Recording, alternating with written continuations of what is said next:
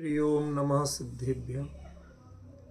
एष सुरासुरमणुसिन्धवन्दितं धोदगादिकं ममलं प्रणमामि वढ्ढमाणं तीर्थं धम्मस्कतारं शेषे पुण्यतीर्थहरि ससौवसिद्धे विशुद्धस्वभावे समणे अणानदंसन् चरित तव वीर्यायारि ते सौवे समगम पतेगमेव पतेगम वन्दामि अवट्टन्ते अरहन्ते मानुषे कृते किच्चा अरिहन्ताणं सिद्धाणं तरणमो गणहराणम् अज्जावैवगाणं साहूणं चैव सौवेशिं तेसिं विशुद्धदंसं प्राणपहाणासमं समासिज्य उपसंपयामि सम्मं जतो निर्वाणसंपत्ति। प्रवचन सार प्रमादम ज्ञान तत्व प्रज्ञापन महाधिकार गाथा 61 पृष्ठ 111।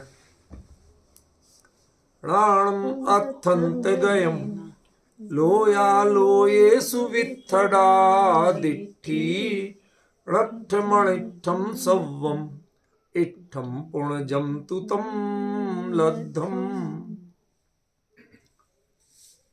यह गाथा दुबई से इस पर हमारे 4 घंटे चर्चा चल चुकी है। उपसंहार पूरा ही आज होना है और थोड़ी सी वो चर्चा लेना इसलिए ज़रूरी है कि भारत को लोगों के लिए वो टाइम काफ़ी ऑड था। अधिकांश लोगों ने ऑनलाइन सुना नहीं। ये तकरीबन लोगों ने हमें बताया कि वो समय ऐसा था कि लोग नहीं सुन सकते थे, कि दुबई के और यहाँ के टाइम में काफ़ी अंतर था। इसलिए मैं बड़े संक्षेप में वो विषय ले रहा हूँ। पूरा तो ज्यों का त्यों नहीं ले सकता क्योंकि रटके में बोलता नहीं। अत्यंत गयमणाणम, अर्थ के अंत माने पदार्थ के अंत तक गया हुआ जो ज्ञान है। दिट्ठी लोया लोयेसु वित्थड़ा, दृष्टि कौन है? जो लोकालोक में विस्तृत है। सब्वम अनिष्ठम लट्ठम, जो कुछ भी अनिष्ट था वो सब नष्ट हो चुका है। पुण्य और जम इट्ठम, जो इष्ट था, तम तु लद्धम, उसे प्राप्त कर ही लिया है। ये तो शब्दार्थ है।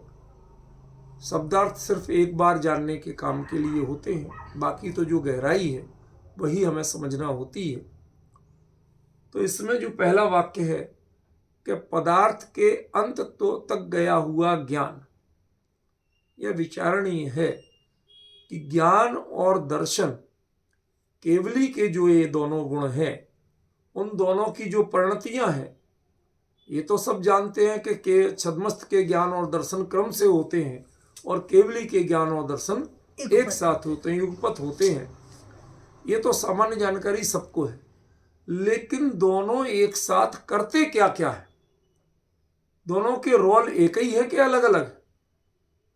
ये प्रश्न इसमें बाकी रहता है, जो इसमें स्पष्ट किया आचार्य देव ने। जहां तक मैंने जितना देखा, वो जिनागम में कहीं इस बात का उत्तर है नहीं।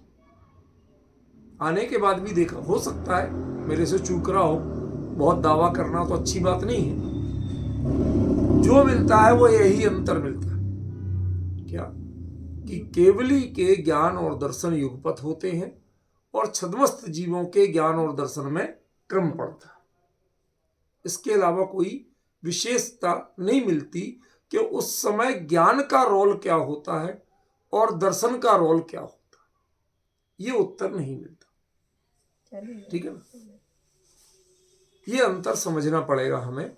तो वो अंतर इस गाथा में बहुत अच्छे तरीके से समझाया है कि जो क्षेत्रात्मक या संख्यात्मक विस्तार है पदार्थों का, वो तो दृष्टि का विषय बनता है। दृष्टि का विषय या समय सार वाला मत लेना। दृष्टि माने दर्शन। दर्शन दर्शन गुण का जो विषय है, दर्शन गुण की जो परिणति है, वह क्या जानती है उस समय? वह समस्त पदार्थों के संख्यात्मक विस्तार को जानती है। ठीक है ना? यदि जीव अनंत है तो अनंत जीवों को जानेगी, पुद्गल अनंत अनंत है तो अनंत अनंत पुद्गलों को जानेगी, धर्म अधर्म आकाश एक एक है तो धर्म अधर्म आकाश एक एक को जानेगी, और काल लोक प्रमाण संख्यात है तो वह लोक प्रमाण संख्यात काल द्रव्य को भी जानेगी। प्रॉब्लम क्या है? फिर तो केवल दर्शन से सभी कुछ आ गया? कहते नहीं आया, क्योंकि इन पदार्थों को जो हमने पिक्चर के रूप में जाना, देखा, उनकी गहराइयों को, उनके अनंत गुणों को, उनकी अनंत पर्यायों को, और उनकी एक एक की जो विशेषताएं हैं, उनको कौन जानेगा? वो जानने वाला ज्ञान, वो दर्शन का काम नहीं। अभी तक हम यही समझते थे केवली के ज्ञान दर्शन दोनों एक साथ होते हैं, तो दर्शन भी सब कुछ जानता होगा और ज्ञान भी सब कुछ जानता होगा। समझ गया? दर्शन में सब कुछ दिखता होगा, ज्ञान सब कुछ जानता होगा। लेकिन अब ये शब्द बड़े भ्रामक है। जब सब कुछ दिखता है और सब कुछ जानता है, इन दोनों में अंतर क्या है? प्रश्न जो है कि सब कुछ दिखने में और सब कुछ जानने में अंतर क्या है, वो अंतर यहां स्पष्ट किया गया है कि वास्तव में वो अंतर है क्या। वो अंतर है संख्यात्मक रूप से, उनके आकार आदि के रूप में, उनका दर्शन गुण की जो परिणति है, जिसे हम केवल दर्शन कहते हैं, वो जान लेता। सब तो अपने बोलने में आता है, मानो उसमें वह दिखाई देता है, लेकिन जो कुछ दिखाई दे रहा है उसके अंतरंग की जो परिणति है, उसके अंतरंग की जो स्थिति है, उसकी जो गहराई है, वो दर्शन गुण का विषय नहीं बनती, दर्शन गुण की पर्याय या केवल दर्शन का विषय नहीं बनती। तो उसे कौन जानता है? कि उसे जानने का काम केवल ज्ञान करता है।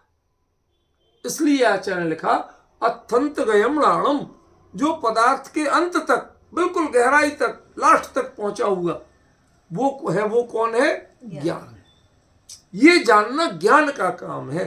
दर्शन का काम तो खाली देखना है, जैसे हम लोग भी करते हैं। कोई भी जहां नजर डालते हैं वहां दिख जाता है, पर देखने के साथ उसमें और क्या है, ये दर्शन का काम नहीं है, देखने का काम नहीं है। ये सब फंक्शन ज्ञान का। फिर तभी तो अवग्रह होता है, समझ गया? तभी तो फिर उसको अवग्रह कहते हैं कि अब जब ज्ञान में आया तो ज्ञान ने उसमें ईहा शुरू की कि मैं जानूं और क्या है इसमें। फिर अवाय ने निर्णय किया, फिर धारणा। तो ये सारी जो गहराइयां हैं, ये ज्ञान में आती है, चाहे छद्मस्त हो चाहे केवली हो। लेकिन हमारे लिए एक भ्रम रहता है, कोई केवली को तो सब कुछ आता ही है। वो भ्रम निकालने के लिए यहां ये बात कही गई है कि केवली के दर्शन में सब कुछ नहीं आता, सब कुछ आते हुए भी सब कुछ नहीं आता। सब कुछ संख्यात्मक रूप से आएगा, आकार आदि के रूप में आएगा। ठीक है? जैसे हमारी तो चक्षु दर्शन है, तो इससे हम कुछ मन की कल्पनाएं बनाते हैं चक्षु दर्शन में, और चक्षु दर्शन में जो आंखों से रंग दिखाई देते हैं, आकार दिखाई देते हैं, ये होता है।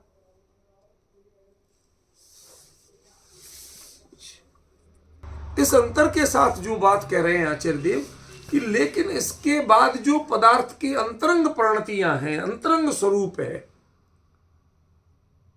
चक्षु दर्शन यदि हम तो चक्षु दर्शन वाले हैं, हम आकार देख पाते हैं, लेकिन वो जो आंख जो देख रही है, उसके बाद उसमें है क्या, वो चीज क्या है, किस कार्य की है, स्वभाव क्या, ये सब उसका काम नहीं। वो तो लोया लेसु विथड़ा, लोकालोक में विस्तृत है, सब दिखाई दे रहा है लेकिन कुछ भी पता नहीं। उसके बाद जो दिखाई दे रहा है उसमें एक एक की जो गहराई है, वो जानना ज्ञान का काम है। वो अर्थ के अंत तक जाता है, दर्शन अर्थ के अंत तक नहीं जाता। दर्शन तो बाहरी संख्यात्मक और आकार आदि के रूप में जो कुछ है वो उसको देखता है, वह गुण को, परिणतियों को, इनको नहीं देखता। समझ गए? लेकिन जो परिणति को देखे भी, तो जैसे पुद्गल की स्थूल परिणति दिख रही भाई, जैसे स्कंधादि रूप ऐसे ही देखता है, इसके अलावा जो सूक्ष्म परिणतियां हैं उनको नहीं देखता। वो सब ज्ञान का विषय। ये बात इन 2 पंक्तियों में क्लियर की थी अपन ने। तीसरा जो था, सब्बम अनिष्टम नष्टम, जो उन्हें अनिष्ट था वो नष्ट हो गया। लेकिन इसका अर्थ ये नहीं। क्या अर्थ बताया था इसका? जो कुछ अनिष्ट था वो सब नष्ट हो गया, ये तो शब्द का अर्थ हुआ। लेकिन साथ ही मैंने क्लियर किया था कि यह इसका शब्दार्थ तो है, लेकिन इसका निहित अर्थ नहीं है। इसके अंदर, इसके द्वारा आचार्य कहना क्या चाहते हैं वो अर्थ नहीं। वो अर्थ क्या है? क्या बताया था, बताओ, याद है कुछ? चलो कोई बात नहीं, मैं बताता हूँ। आपको तो अभी पता ही नहीं है, थोड़ी सब्र करो, अब तो अभी जानने की स्थिति में हो। जानो, अनिष्ट किसको? केवली के लिए कोई इष्ट और अनिष्ट होता है? नहीं। इष्ट अनिष्ट का भाव नष्ट होने पर केवली बनते हैं। इष्ट अनिष्ट माने राग द्वेष। राग द्वेष 12वें गुण स्थान में नष्ट होते हैं, तब 13वें गुण स्थान में केवली बनते हैं। ये तो जानते हो ना। तो फिर यहां ये इष्ट अनिष्ट की बात क्यों लाया आचार्य? किसकी अपेक्षा से लाया? और केवल ज्ञान तो अपेक्षा और एक प्रवचन सार तो अपेक्षा और विवक्षा का ग्रंथ ही नहीं, नए का ग्रंथ ही नहीं। ये तो सीधी खरी बात कहता है। समझ गया? तो जो किस अनिष्ट तो इष्ट नहीं, किसके लिए इष्ट नहीं? और जो इष्ट था वो प्राप्त कर लिया, तो इष्ट किसके लिए था?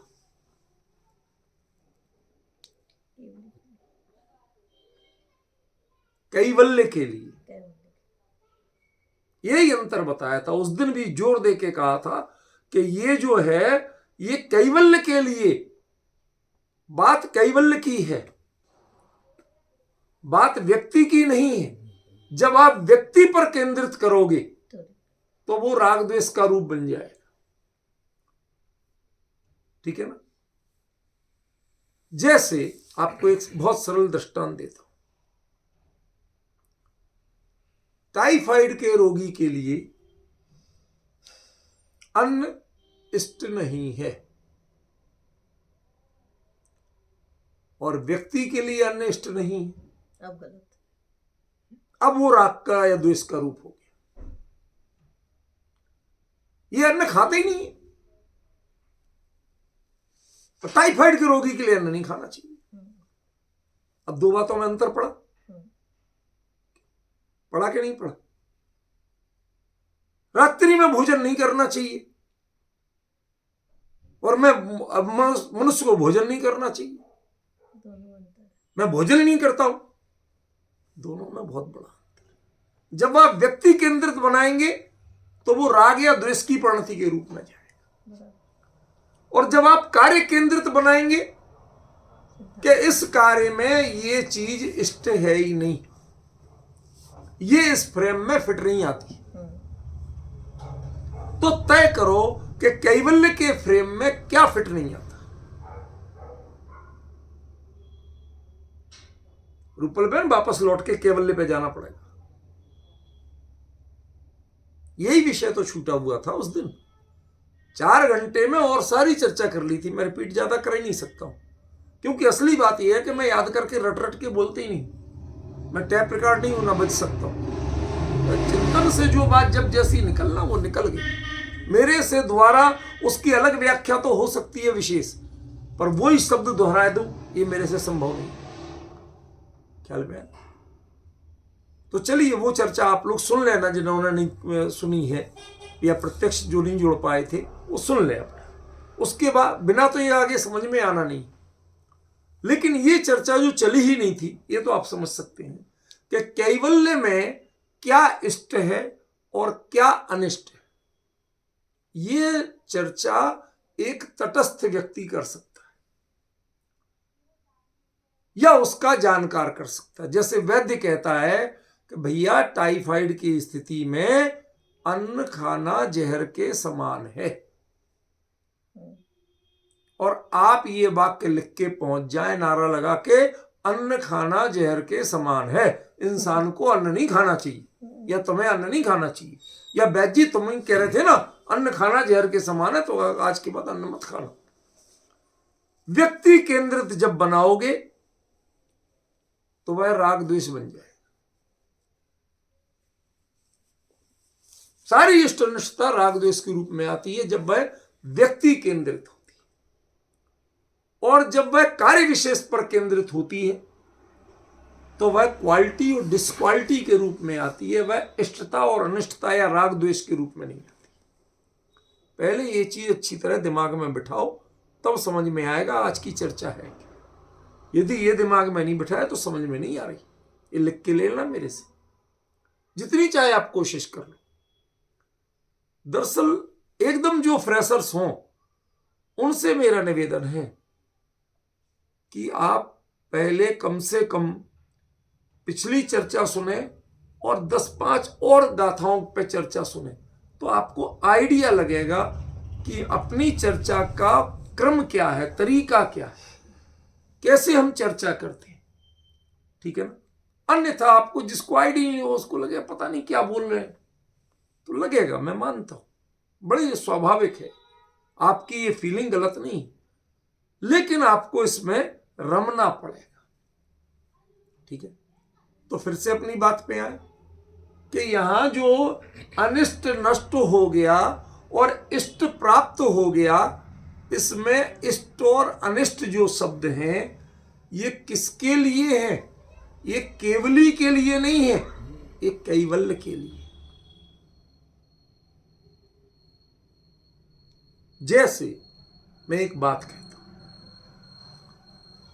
आप लोग मकान बनाते हो तो सीमेंट में रेत मिलाते हो कि नहीं मिलाते हो? मिलाते। बल्कि आप लोग तो उल्टा करते हो कि रेत में सीमेंट मिलाते हो। करते हो ना। भाई जिसकी मात्रा ज्यादा हो उसमें मिलाया कहा जाता है। ठीक है ना। आप 4 तसला रेत लेते हो तो 1 तसला सीमेंट लेते हो, तो यही हो गया ना। चलो, लेकिन बांध जब बनते हैं उसमें यदि रेत का एक दाना चला गया तो वह बांध फटने का कारण बन सकता है। ये उसकी टेक्नोलॉजी जो एक्सपर्ट इंजीनियर्स थे उनसे मैंने बात की हुई है, तब कह रहा हूं, अधिकार पूर्वक कह रहा हूं, ऐसे नहीं कह रहा हूं। हमारे अमित जी भी जुड़े नहीं होंगे नहीं तो उनसे कंफर्म करा देता, वो तो उसके इंजीनियर है। सुनो, एक दाना यदि चला गया तो वो अनर्थ का कारण है, लेकिन आप यदि प्योर सीमेंट से घर बनाना चाहो तो बनेंगे। वो टेक्नोलॉजी भिन्न है और ये टेक्नोलॉजी अंतर समझिए। आपका जो घर है वो इसके बिना नहीं बनता। रेत में मिलाए बिना प्योर सीमेंट दरक जाएगा, फट जाएगा। चिनाई होगी कैसे? फिर तो ईंट भी नहीं चाहिए, उनमें ईंट भी नहीं लगती बांध में। समझ रहे हैं? तो एक अंतर पड़ रहा कि भाई पर्टिकुलर प्रोसेस के लिए ये चीज जहर है, खतरनाक है, लेकिन सामान्य रूप में नहीं। तो हम छद्मस्त जीवों के लिए जो इष्ट और अनिष्टपना के इष्ट मिलाओ और अनिष्ट भगाओ, ये प्योर राग द्वेष का प्रतीक है, बंध का कारण है, संसार का कारण है। ठीक है। और वही चीज कुंद आचार्य देव कह रहे हैं कि केवली के अनिष्ट भगा दिया और इष्ट मिला दिया, तो राग द्वेष का कारण नहीं। भाई क्यों नहीं है? जब हमारे होता है तो केवली के क्यों नहीं है? कहते भाई ये बात केवली के लिए नहीं कही, ये कैवल्य के लिए कही। कैवल्य की स्थिति में द्वैत हमेशा अनिष्ट है और एकत्व तो हमेशा इष्ट है। ये चर्चा बिल्कुल नहीं आई थी, याद है आपको? मैंने कहा था इसका मर्म अभी खोलूंगा। रूपल बहन के यहां 4 घंटे चर्चा चल गई, लेकिन ये विषय शुरू भी नहीं हुआ था जो अब बता रहा हूं। कैवल्य की स्थिति में द्वैत अनिष्ट है और एकत्व तो इष्ट है। आज का ये विषय जिसे समझ में आ गया, सच बताऊं वो नाचता घूमेगा तालियां बजाते हो। इतना गजब का विषय। आज वो स्थिति, वो क्षण है जब समय सार और प्रवचन सार मिल रहे।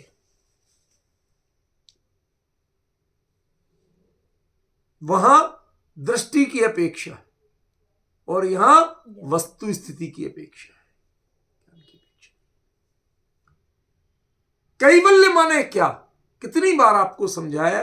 कैवल्य माने समस्त पर की अपेक्षाएं, पर का विकल्प, पर का ज्ञान, सब कुछ नष्ट हो जाए। समझ में? जहां द्वैत है ही नहीं, बस एक मैं ही अकेला, उसका नाम कैवल्य है। ये कितनी बार बताया रूपल में, बताया कि नहीं बताया? उस कैवल्य की स्थिति में द्वैत जो है, दूसरा कोई बीच में आना, ये अनिष्ट है। और ये द्वैत मिट जाना, ये इष्ट है। तो भाई साहब, आप गड़बड़ बातें तो बहुत कर रहे हो आचार्य देव। ऊपर साफ कह रहे कि दिट्ठी लोया लोयोसु बिथुटा। अब लोकालोक की जब बात करोगे तो द्वैत नहीं होगा, तो दृष्टि लोकालोक में विस्तृत है और ज्ञान एक एक पदार्थ के अंत तक जाके घुस घुस के देख रहा है, और आप कह रहे कि द्वैत नहीं। द्वैत माने एक से अधिक, मेरे अलावा अन्य कोई। कितना बड़ा कंफ्यूजन है। इसीलिए मैं कह रहा हूं कि ये आज का जो रस रहस्य समझ में पकड़ लिया, बिल्कुल एकाग्रचित्त होके सुनिए। जिसने पकड़ लिया तालियां बजा के नाचते घूमेगा कि आज हमने वो जैसे आर्कमिडी भागा था ना, यूरेका नंगे ही दौड़ लिया था। हमारे तो सारे साधु नंगे ही दौड़ते भरे दिगंबर मुद्रा। क्यों? पा लिया यूरेका, जो चाहिए था वो पा लिया। अब कौन कपड़ों की चिंता करे? समझे? ये ऐसा विषय है। कैवल्य की स्थिति में द्वैत नष्ट हो गया, कोई दूसरा है ही नहीं, और दूसरे पने का भाव, द्वैत का भाव, दूसरे को देखना, ये नष्ट करके भी उनकी दृष्टि लोकालोक में विस्तृत है। भाई जब पर में जाती ही नहीं तो लोकालोक में विस्तृत कैसे है? यही तो रहस्य इस गाथा का, यही तो रहस्य इस गाथा का। अब ध्यान में आ रहा पवन जी कि मैंने क्या कहा था? लोकालोक आके अवस्थित हो जाते हैं, वो लोकालोक में नहीं जाते। बाबूजी ने स्वपर प्रकाशक में इतना गजब का विश्लेषण किया, लोग बाग पकड़ नहीं पाए। वो कहते बाबूजी ने कुछ गड़बड़ किया, वो क्लियर नहीं होता, ऐसा नहीं है, उस बारे में विवाद है। अरे विवाद तो तुम्हारे समझ के भ्रम की स्थिति में। तुम ना आचार्य को समझे ना उन्हें समझे। उन्होंने तो आचार्य को बिल्कुल बारीकी से समझने के बाद कहा सब कुछ अनिष्ट नष्ट हो गया, माने द्वैत नष्ट हो गया, जब दूसरा कोई बचा ही नहीं। जब हम समय सार में पढ़ते अनुभव मुपयाते भाति ना द्वैत में, पढ़ते कि नहीं पढ़ते? अनुभव होने पर द्वैत नष्ट हो जाता। और ये तो अखंड अनुभूति की स्थिति, जिसका कभी अंत ही नहीं आएगा, जो कभी खंडित ही नहीं होगी। समझिए? तो फिर लोकालोक ज्ञान का की गहराई ज्ञान का विषय कैसे बन रही है, और लोकालोक में दृष्टि विस्तृत कैसे है? वो दृष्टि लोकालोक को यूं नहीं देख रही। वो दृष्टि जिसको तुम देखते हो ना, वो दृष्टि तो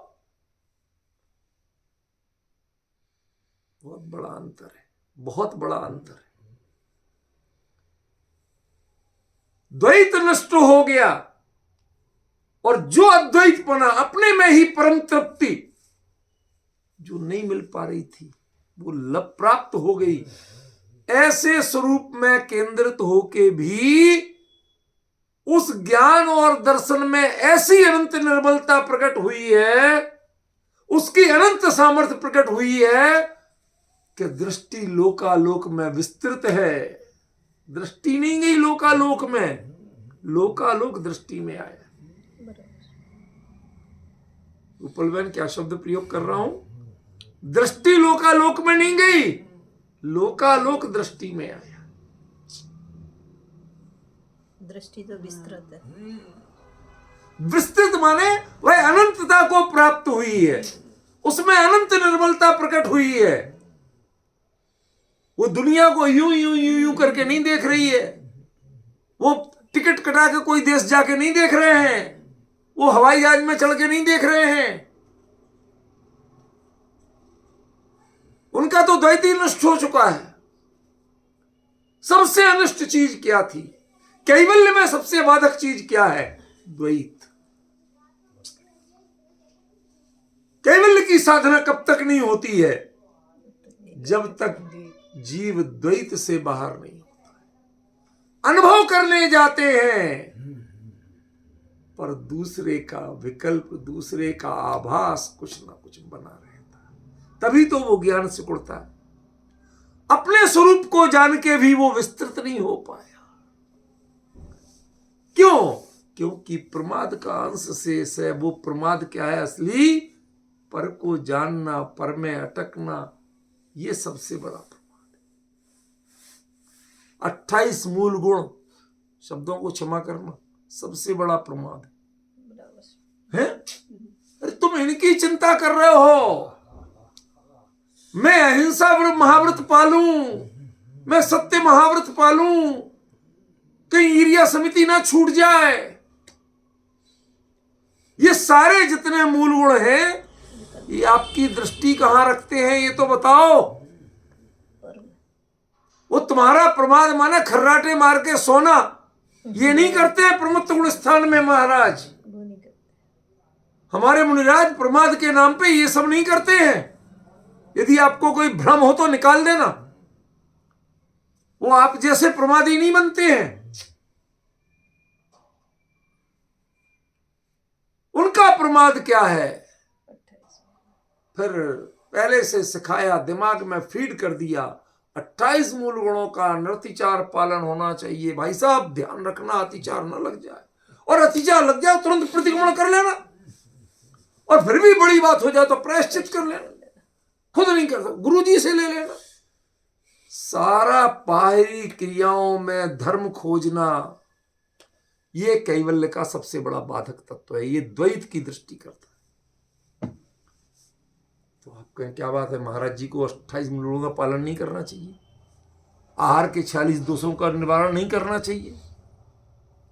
कहते जब बाहर में रहोगे तो यही सब करना पड़ेगा, अंदर में रहोगे तो जरूरत ही नहीं पड़ेगी करने की।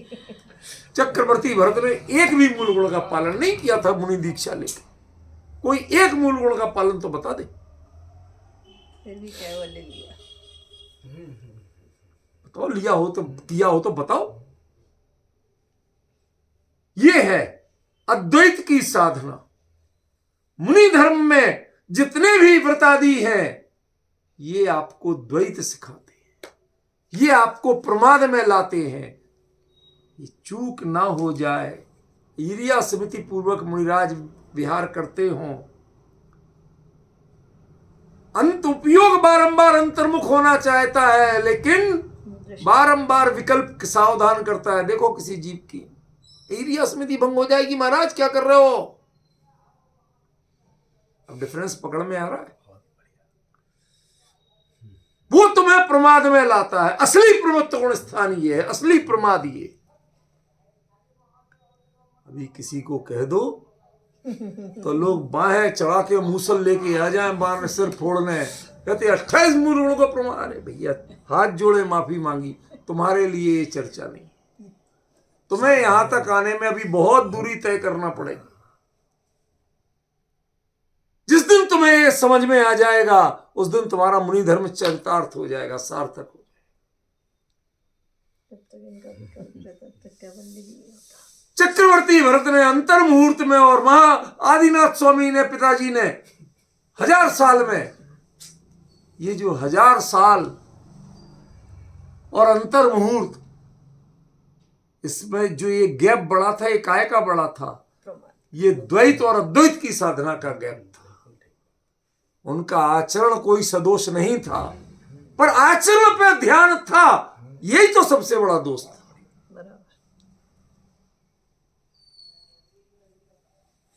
पलवैन पचती है बात, हाजमा तेज करना पड़ेगा, समझ गए? विचार करो। अनर्थम सबम नष्टम, सारा प्रमाद नष्ट हो गया, सारी द्वैत दृष्टि नष्ट हो गई। जिस समय सातिशय प्रमत्त संयत में कौन जाता है? भाई साहब बहुत कर लिया जीवन भर, अब तो चले हम भूल गए। तुम सबको छोड़ चले, किनको? कि दीक्षा लेने से अभी तक जिनको पल पल याद किया था, उन सबको छोड़ चले। संसार को, दीक्षा ने संसार छुड़ाया, शब्द ध्यान देना, बराबर। दीक्षा ने संसार छुड़ाया, इसलिए उनकी तो बातें ही नहीं करना। ये नकली दीक्षा वालों की बात नहीं है, असली दीक्षा वालों की बात है। दीक्षा ने संसार के सारे रिश्ते नाते तोड़वा दिए, टूट गए। उनके टूटे बिना तो दीक्षा होती ही नहीं। और जो तुम्हें पकड़ाया था, वो क्यों पकड़ाया था? कि तुम अभी तक उनके सहारे चल रहे थे, अब दूसरा सहारा तो चाहिए।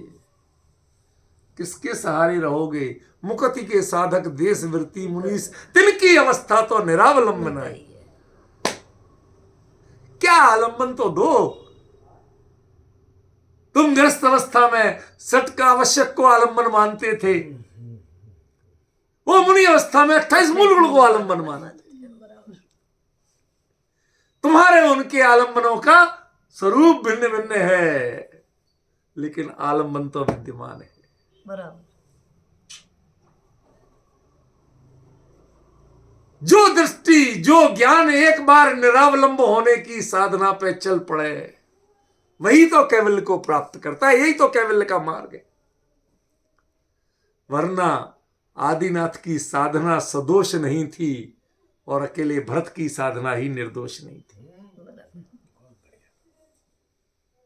कोई दोष था तो यही था कि मुनि धर्म की जिनकी जितनी बाहरी चर्या है, निर्दोषतम, बिल्कुल शास्त्र सम्मत, कहीं कोई क्वेश्चन मार्क नहीं लग सकता, रेड डॉट भी नहीं लग सकता, ऐसी जो परम आदर्श निर्दोष चर्या है, जिसको देख देख के रिद्धियां और पता नहीं क्या क्या चरणों में आके लौटते हैं, जिन पर फिदा होते हैं। मैंने ऐसे ही लिख दिया था, वो एक कविता लिखी थी ना, उन निर्ग्रंथ मुनिवरों पर हम फिदा हैं। वो एक शब्द सुनते ही एक महापुरुष ने फोन किया, तू ऐसा है, तू ऐसा, खूब गालियां दी मुझे, हाथ जोड़े। कोई बात तुझे समझ में नहीं, ये शब्दों में क्या रखा है? कीमत तो अभिप्राय की है, जिससे अभिप्राय समझ में आए वो शब्द बोलो, कोई खतरा नहीं। समझ गया? ये है आप। अब जो परिणति संसार पर फिदा थी, वो परिणति साधना, अब साधनों पर फिदा नहीं है, साधना पर फिदा। उस साधना का भी अवलंबन जब छोड़ करके मात्र साध्य तक सीमित होती है परिणति, वो साध्य भी साध्य नहीं रह जाता, जिसे वह तो मैं खुद हूं, बस ऐसा हो के उसमें तन्मयता आ जाती है, तब सातिशय प्रमत्तपना प्रकट होता। क्या प्रमाद नष्ट किया आपने? क्यों? ये कहते ना, विकहा तहा कसाया अंधी निद्दा तहेव पणोए, ये 4 विकथाएं, ये प्रमाद है। मुनिराज की अब विकथाएं होती है? नहीं है। कसाय करते हैं मुनिराज? अरे संजुलन, वो तो संजुलन की प्रणति तुम जानोगे क्या? ये तो असल में उन्हीं को पूरी पता नहीं चलती कि हमें कभी गुस्सा आया था। उनका गुस्सा भी करुणा रूप होता है। बराबर। अरे जीव तेरी क्या गति होगी, नरक निगोदों में रुलना पड़ेगा, मत कर ऐसा भाव। अब बताओ ये करुणा है क्या गुस्सा है? नरक निगोदों में रुलना पड़े, ऐसे ऐसे प्रकट होता है और ज्यादा नहीं होता है। वस्तु स्थिति बताएं, लेकिन वो वस्तु स्थिति आपके लिए अनिष्टकारक है, कहीं क्रूरता लग सकती है, पर वो उनकी करुणा है। कुंद कुंद ने जो लिंग पहाड़ आदि में कह दिया कि वो जो अपने चारित्र से भ्रष्ट है वो नट श्रमण है। नट श्रमण माने साधु होने का नाटक कर रहे हैं, अभिनेता है वो मोक्ष मार्ग के नेता नहीं है, अभिनेता है। उपसर्ग लगा दिया। अब सोचिए तो सही, क्या कह रहे हैं आचार्य? अभिनेताओं की बात नहीं है जो अपने आप को मोक्ष मार्ग में ले जा रहे हैं, लेकिन जिन्होंने बिल्कुल निर्दोष चर्या ली है, एक दोष लगने की संभावना नहीं, अनंत सावधान है एक एक चर्या के प्रति। कहते महाराज आप में यही दोष बाकी है, दोष है, आप निर्दोषता के लिए बराबर ध्यान रखते हैं, यही दोष बाकी। आलू आलू खाते हो क्या? नहीं खाते, ये भी विकल्प है। ये भी आपको पता कैसे है? नहीं खाते, ये विकल्प है। बहुत बढ़िया। ये निषेध, ये वर्तता है ना आपको, बराबर। बहुत बढ़िया। ये निषेध जो वर्त रहा है, माने इससे आप दूर नहीं हुए। हम तो खाते ही नहीं है। ये जो चल रहा है विकल्प, क्या अद्भुत रूप है, अद्भुत। बल्कि कहें तो ये कैवल्य का वो पक्ष प्रकट हो रहा है जो अद्भुत से भी अद्भुत है। जिसके रुचि और गहराई की चर्चा का अभ्यास हो, उनके लिए तो ये नंदन कानन में विचरण करना है, वरना तो ये प्रमादवन है। और क्या, ऐसी चर्चा नींद की गोली का काम करती और कुछ नहीं करती। और जो अंतरंग से जरा सी रुचि सावधानी पर, उनके लिए मुर्दे हो तो खड़े हो जाए। समझ में आए? ऐसी चर्चा है ये कैवल्य की साधना। स्वस्थान प्रमुत सिंह तो सात से प्रमुत सिंह में क्या अंतर होता है, क्या कर लेते हैं वो? सबने व्याख्या की कर्मों से कि जब कर्मों के स्थिति अनुभाग इतने से रह जाते हैं तो कमजोर जान के उनको तोड़ने लग जाते हैं। अरे भाई, उनकी दृष्टि अभी भी यदि कर्मों पे है, स्वरूप पे है ही नहीं, तो कर्म भगेंगे भी नहीं। तो कर्म बंधेंगे कि भगेंगे? भगेंगे ही नहीं। कर्मों के पीछे लेके डंडा लेके दौड़ने से कर्म दूर होने वाले नहीं। आपकी पूंजी नष्ट हो जाएगी। रूपल में याद है वो एक बार झांसी में मऊरानीपुर दो पंडितों की कहानी बताई थी, याद है? पवन जी को नहीं है याद, आज के दृष्टांत में एकदम फिट है, तो शॉर्ट में बता देता हूं कि मऊरानीपुर में एक बड़े सेठ जी थे।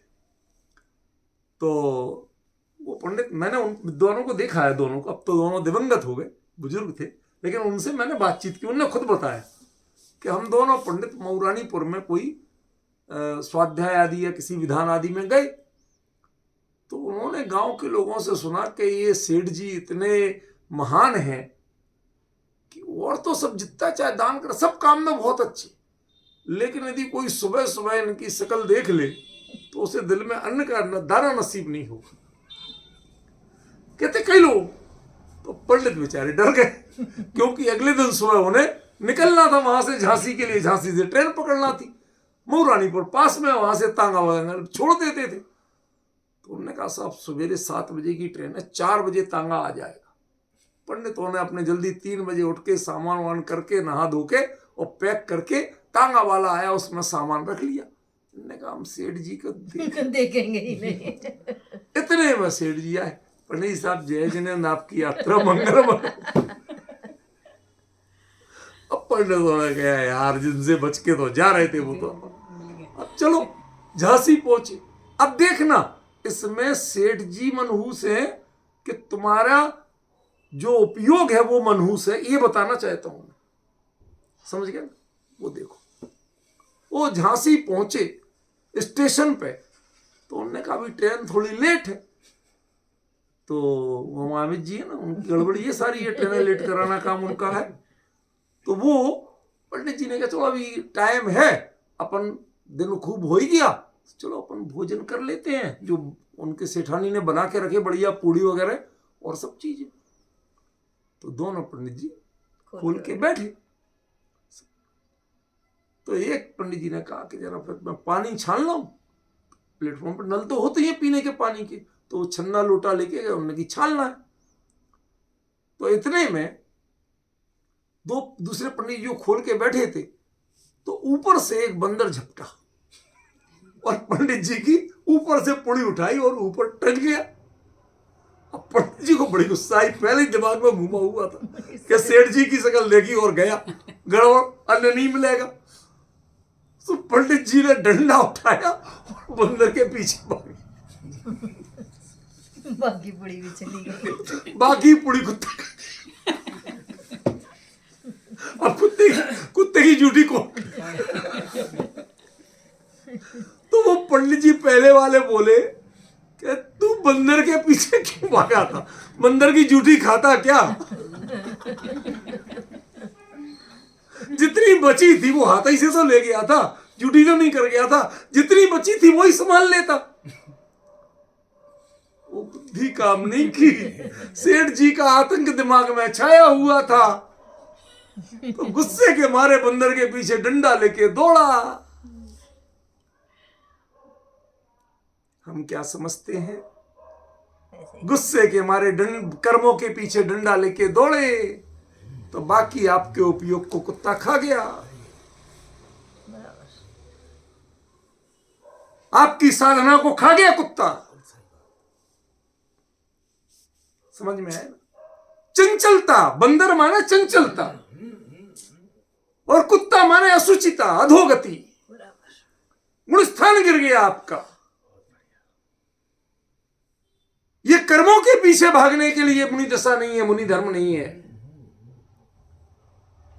कर्मों के पीछे मत भागो, वो कर्मों को भगाने के लिए डंडा लेके नहीं जाते हैं, वरना जितनी साधना में अपनी पवित्रता पाई थी उसको कोई कुत्ता खा जाएगा, जो बची हुई है कुत्ता खा जाएगा।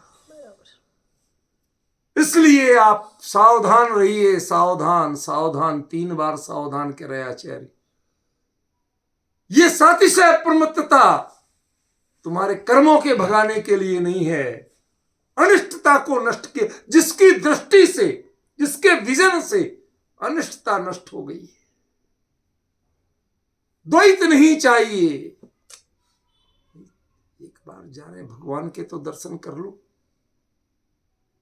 समोसण में बैठे हो, केवली के पादमूल में बैठे हो, तब भी केवली की दृष्टि रहे तो आप केवली नहीं बन सकते हैं। केवली की भी दृष्टि छोड़ोगे तो आप केवली की साधना में पड़ सकते हो। द्वैत तो नष्ट करना पड़ेगा। यह सबसे बड़ा अनिष्ट द्वैत है। अद्वैत की साधना, कैवल्य की साधना, मैं अकेला और दुनिया में कुछ है ही नहीं। अभी एक सज्जन बोले, मैंने कहा भाई साहब स्वाध्याय और दुनिया के आप बहुत रिसर्च करते हो, सब करते हो, काहे के लिए? कहते साहब मोक्ष जाने के लिए। तो मैंने उनसे पूछा, मैंने कहा कभी एक कमरे में 2-4 घंटे पूरा बंद करके, अंधेरा करके, बिल्कुल कुछ ना दिखे, ना मुझे कुछ देखना, ना कुछ जानना, ना कोई विकल्प नहीं, कोई साधन नहीं, तो आप कितनी देर शांत चुप बैठ सकते हो निराकुल होके अपने सहारे? चलो तुम विचार ही करो, अपने ही करो, दुनिया का मत कर, ठीक है ना?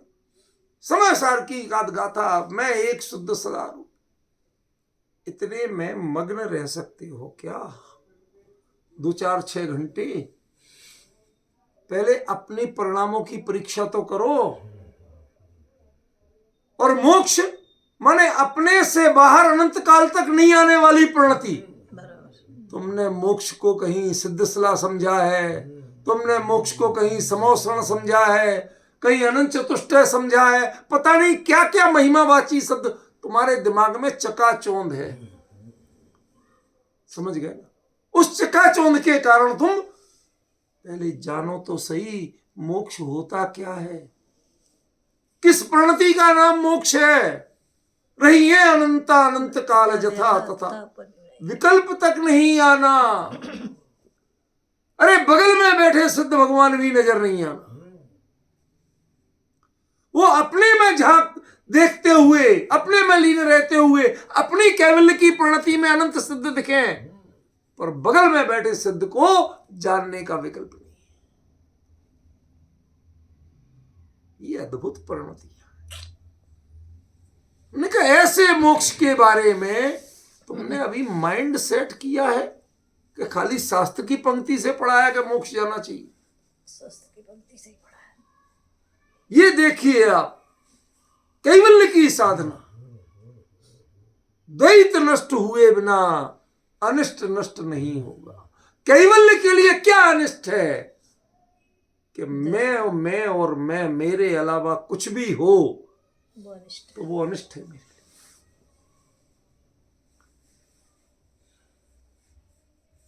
तो यदि अनिष्ट नष्ट हो गया तो इष्ट की प्राप्ति की बात क्यों कर रहे हैं? वो तो अपने आप हो जाएगी। समझ गए? उसमें भी रहस्य आप नहीं पकड़ सकते इतनी जल्दी, इसमें रहस्य है। ये कौन बोल रहा है? अनिष्ट नष्ट हो गया, ये भी कैवल्य का ही पक्ष है। और इष्ट प्राप्त हो गया, क्यों? क्योंकि इससे पूर्व की प्रणति में सब कुछ था। अनादिकाल से आबाल गोपाल को भगवान आत्मा अनुभव में आते हुए भी वो जानता नहीं था, पहचानता नहीं था, अनुभव था। अपने से अनजान तो नहीं था, पर सारी दुनिया को जानने का दावा करता था, लेकिन कभी अपने बारे में दावा नहीं किया था। समझे? ये वो ही है जो नरकों में निगोदों में अपने को भूल कर रुले।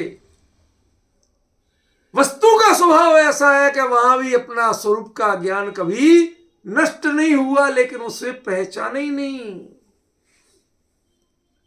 ज्ञान ने ज्ञायक को नहीं पहचाना, जानने वाले को नहीं पहचाना। आंख ने अपने आप को नहीं देख पाया आज तक। वो आंख दिखाने के लिए कोई दूसरा चाहिए। भाई साहब मेरी आंख देख। आपकी आंख में कुछ चला जाए तो दूसरों से दिखवाते हो, दूसरों से निकलवाते हो, वो अपनी आंख खुद नहीं देख सकते। ऐसे ही ज्ञान वो दृष्टि जैसे देखने का काम करती है, ज्ञान जानने का काम करता है, लेकिन जिसका ज्ञान जैसे वो जो आंख है वो उसको नहीं देख पाती, ऐसे ज्ञान ज्ञायक को नहीं देख पा रहा था। अब उसने सबका विकल्प त्यागा, ये तो अनिष्ट त्यागा, और अब स्वरूप में अनंत विश्रांति को प्राप्त हुआ, ये इष्ट को प्राप्त हुआ। अनिष्टम अनिष्टम सब। अनिष्ट माने आप व्याख्या करवाओ, यार टीका पढ़ी नहीं मैंने। देखो, अनिष्टम दुखम अज्ञानम च, अज्ञान प्राप्त नष्ट। क्या कह रहे हैं? ये कैवल्य का विरोधी दुख कहां से हो गया? दुख परिणाम रिजल्ट है किसका? कि कैवल्य नहीं मिलने का, वो रिजल्ट है। कैवल्य ने कभी दुख का विरोध नहीं किया, वो तो कैवल्य दुख को जानता है। नरक के दुखों को जानता है कि नहीं जानता है? केवली का ज्ञान जानता है। बताइए। निगोद की पीड़ा को जानता है कि नहीं जानता है? संसार के जीव अज्ञानी है, ये जानता है कि नहीं जानता है? बताइए, क्या नहीं जानता? सब कुछ जानता तो आपके हिसाब से तो उनके अनिष्ट विद्यमान है, नष्ट कहां हुआ? आपके हिसाब से आपने दो अर्थ किए ना, क्या अनिष्टम दुखम अज्ञानम च, दुख और अज्ञान ये अनिष्ट है। अरे भाई, ये अनिष्ट जब व्यक्ति बन के बोलोगे तो ये द्वेष बनेगा, एक कैवल्य का प्रतिपादन नहीं बनेगा। यहां आचार्य कैवल्य का प्रतिपादन कर रहे हैं, समझ गए? जो ज्ञान अपने ज्ञान रूप में, जो दर्शन, वो चैतन्य में ही मग्न है। अब उसे किसी और को देखने की जरूरत नहीं, किसी और को जानने की जरूरत नहीं। जितनी गहराई मापता है, जब दृष्टि अपने अंतर की गहराई मापना सीख जाती है तो दूसरे की गहराई बहुत अच्छी समझ में आती है। रूपल बहन ध्यान से सुनना, जब कोई किसी पीड़ा से ही सही किसी बड़े दौर से गुजरता है तो उसे दूसरे की पीड़ा समझ में आने लगती है बेहतर तरीके से। पहले जिसको वो नहीं समझता, व्यंग्य करता था, हे समझता था, तिरस्कार करता था, क्या उसी दौर से जब खुद गुजरना पड़ता है तो उसके बाद वो दूसरे की पीड़ा की गहराई समझता है, कैसे क्या हो रहा है। पिक्चर में किसी की प्रसव की वेदना देखना और प्रसव की वेदना से गुजर के फिर पिक्चर देखना, मैं कुछ और कहना चाहता हूं, जो आप समझ रहे वो नहीं कहना चाहता। जो प्रसव की वेदना से गुजरी हो वो देख के नाटक कर रही, उस समय जब पीड़ा होती है तो उस समय की स्थिति, उस समय कई बार आवाज भी नहीं निकल पाती, मात्र तड़प होती है, बेचैनी, ज्यादा हिल भी नहीं सकते। जो ये चिल्ला रही है, चिल्ला तो सकते ही नहीं है, पीड़ा की इतनी घनीभूत पीड़ा होती है कि चिल्लाने की स्थिति नहीं बचती।